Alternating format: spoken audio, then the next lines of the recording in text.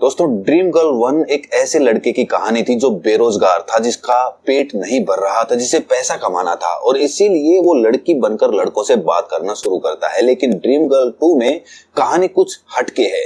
अगर बात करें तो ड्रीम गर्ल 1 मुझे ज्यादा अच्छी लगी थी ड्रीम गर्ल 2 के कंपैरिजन में। क्यों? सारे रीजंस इस वीडियो में मैं आपको बताने वाला हूँ। कहानी में करण नाम का लड़का, जिसका रोल निभाया है आयुष्मान खुराना ने, उसको परी नाम की लड़की से प्यार हो जाता है, जिसका रोल निभाया है अनन्या पांडे ने।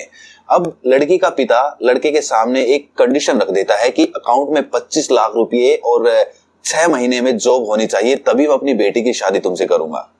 और इसी के इर्द गिर्द कहानी घूमने लगती है।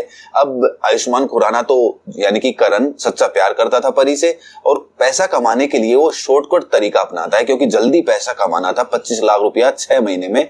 तो इसीलिए वो लड़की बनकर दूसरे लड़कों का एंटरटेनमेंट करने लग जाते हैं। अच्छा खासा पैसा मिलता है उसे तब जब वो एक लड़के के साथ एक रात के लिए शादी कर लेता है, 25 लाख रुपया मिलता है। अब कहानी में ट्विस्ट एंड टर्न्स इतनी जल्दी जल्दी मोड़ लेते हैं कि लोगों को समझ में नहीं आता। एक्चुअली कहानी के प्लॉट को तैयार होने का मौका ही नहीं दिया गया और इसी वजह से कहानी ढीली पड़ती जाती है।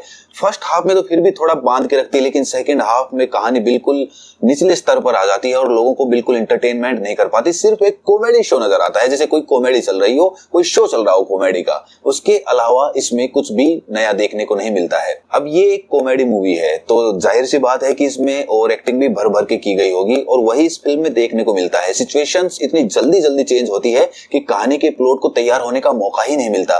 कहानी की सिचुएशन डेवलप नहीं हो पाती, उससे पहले ही नई सिचुएशन खड़ी हो जाती है और उसी के साथ एक्टर्स बिहेव करने लगते हैं और एक्टिंग करने लगते हैं। जब हम अनन्या पांडे की एक्टिंग देखते हैं तो हम थिएटर से निराश होकर बाहर लौटते हैं, क्योंकि वो उस तरह की एक्टिंग नहीं कर पाई जिस तरीके से एक्टिंग होनी चाहिए थी, जिस तरीके से कॉमेडी होनी चाहिए थी। और यहाँ से पता चलता है कि एक फिल्म जिसमें एक्टिंग करने का इतना बड़ा स्कोप होता है कॉमेडी में, और वहां भी आप अपनी एक्टिंग नहीं कर पा रहे हैं, तो आपके लिए फिर बहुत ज्यादा मुश्किलें आगे आने वाली हैं। देखिए, ऐसी बहुत सारी पुरानी फिल्में हैं जिनमें हमने एक मेन लीड एक्टर को एक लड़की का रोल अदा करते हुए देखा है। इनमें सबसे ऊपर नाम आता है गोविंदा का, जिन्होंने अंटी नंबर 1 में अपनी दमदार परफॉर्मेंस दी थी।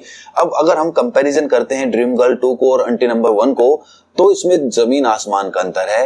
वहां पर जो गोविंदा जी ने एक्टिंग की थी वो सच में ही बहुत ही एडमायरेबल थी। ऐसी एक्टिंग आपको इसमें देखने को नहीं मिलेगी, लेकिन यहाँ पर बहुत सारी कॉमेडी सिचुएशंस हैं जिन पर आपको हंसी आएगी। आप अपनी फैमिली के साथ इस फिल्म को एंटरटेन भी करेंगे, लेकिन अकेले अगर फिल्म को देखने जाएंगे तो शायद आपको उतना एंटरटेनमेंट महसूस नहीं होगा। फिल्म में बहुत सारी सिचुएशंस ऐसी हैं जिनमें आप अपनी हंसी को रोक नहीं पाओगे, लेकिन वो सिचुएशंस कुछ कुछ जगहों पर ही आती है। पूरी फिल्म में आप अपने आप को एंटरटेनमेंट नहीं करवा पाओगे। हालांकि आयुष्मान खुराना को हमने ज्यादातर सीरियस रोल्स में ही देखा है, इसीलिए कॉमेडी रोल में उनका रोल बचा पाना थोड़ा मुश्किल हो जाता है, लेकिन फिर भी उन्होंने अपना काम बहुत अच्छे से किया है। बाकी अगर दूसरे एक्टर्स की बात करें तो उन्होंने भी अपना काम बहुत अच्छे से निभाया है।